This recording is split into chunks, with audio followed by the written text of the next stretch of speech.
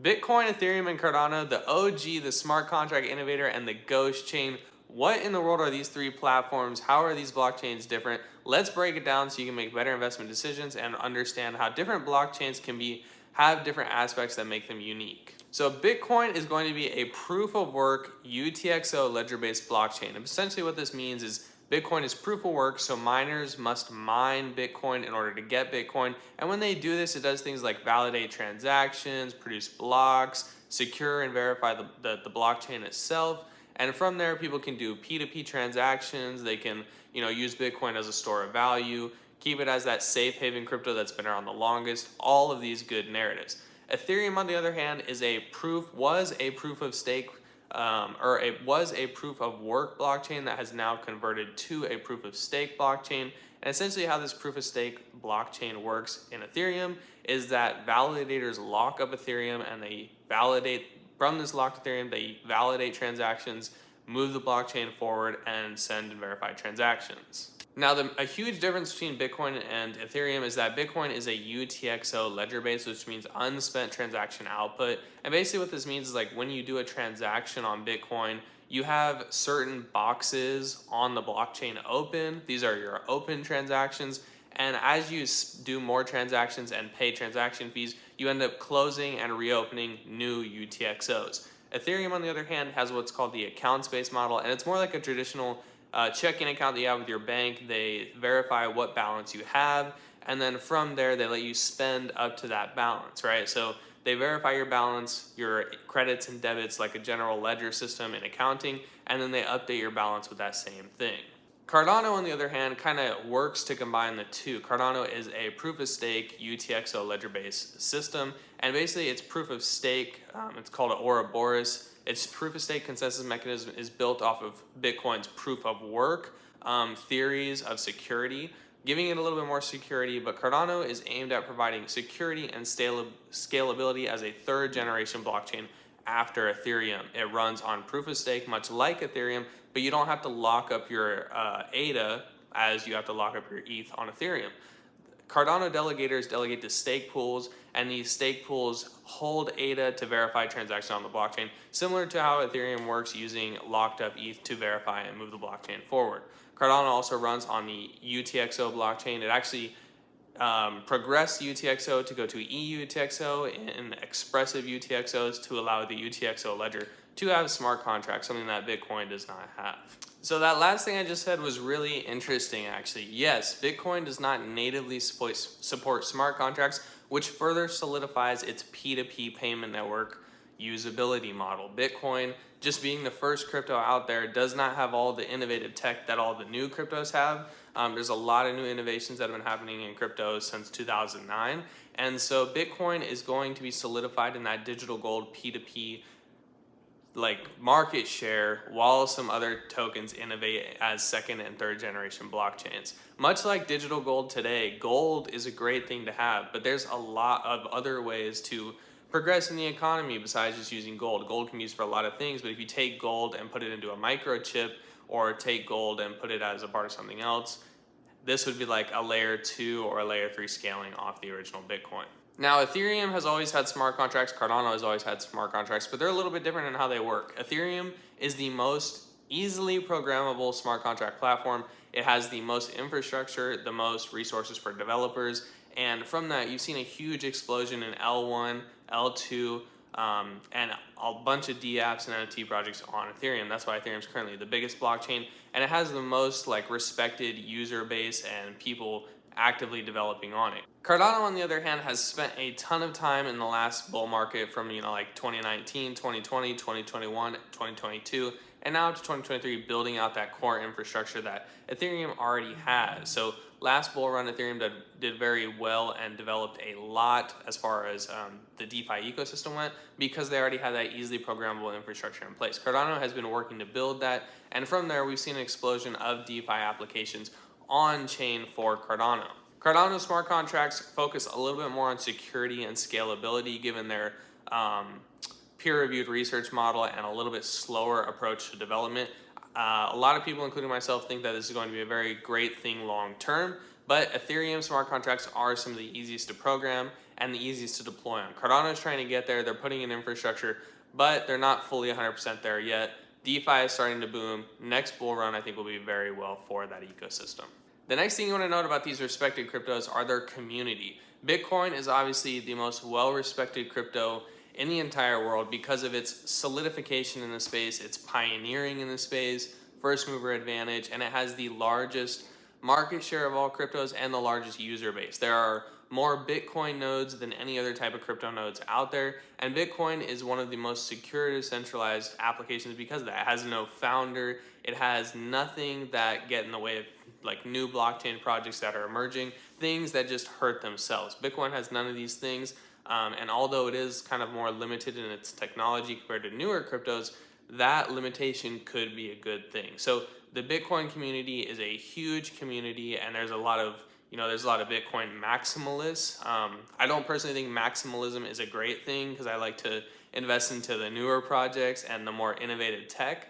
But Bitcoin community is strong. It is one of the safest cryptos to be in, and that's what's bringing the community to kind of like it brings people into crypto for the first time, and they definitely get connected with the Bitcoin group. Ethereum, on the other hand, and its community is more in line with the traditional younger crypto user, the degen type, and they have a lot of things you can offer. DeFi applications, NFT projects, ENS domains, all these different like entrepreneurial things and different investments, and it's much more kind of like in line with the, I don't want to say get rich quick crowd, but some of us are trying to get rich quick, some of us are trying to be entrepreneurs, some of us are just simply we enjoy NFTs because we like the gamification of crypto. Some people like to invest in the new thing, some people like the innovative tech. So all these different groups are hiding in Ethereum and even in Cardano, but primarily in Ethereum you will totally find these people who want to trade their way to a better success. Although Bitcoin itself is going to beat the S&P 500, people then say, well, Bitcoin's going to beat the S&P 500, Ethereum's going to beat Bitcoin, I might as well be in Ethereum. So Ethereum is a unique community of a ton of different people, developers, NFT groups, community people, people who are in crypto that think they just want to be in a place with smart contracts. You have high-end investment firms trying to gain leverage on their investments. There's a lot of things going on in Ethereum, and there will be a community for everyone there. From there, you then go to Cardano. Cardano is a little bit smaller community compared to Ethereum, but it's just as diverse, just in smaller pools. Cardano has NFT communities that are tweeting on X. They have DeFi communities of people trying to get leverage. They have stake pool group users that are trying to run the blockchain. There is a lot of different communities in Cardano as well. And Ethereum and Cardano are much more similar than these two are to a Bitcoin. Bitcoin is much more in line with the traditional safe crypto user who wants the longevity, who was here in 2015, who might have taken a risk earlier on but is now out of that risk cycle. Ethereum and Cardano, you'll find people who are much younger, much more willing to take risks, and much more interested in newer technological application. One last thing that I think is really important to touch on when talking about Bitcoin, Ethereum, and Cardano, or any blockchain in general, is its scalability. Now, I want to preface this by saying all blockchains are currently struggling with the scalability issue in the blockchain trilemma, and no blockchain has successfully figured it out, really. None that I've seen. But let's just break it down here. So Bitcoin, I don't really know current blockchain TPSs, especially when you look at the UTX model.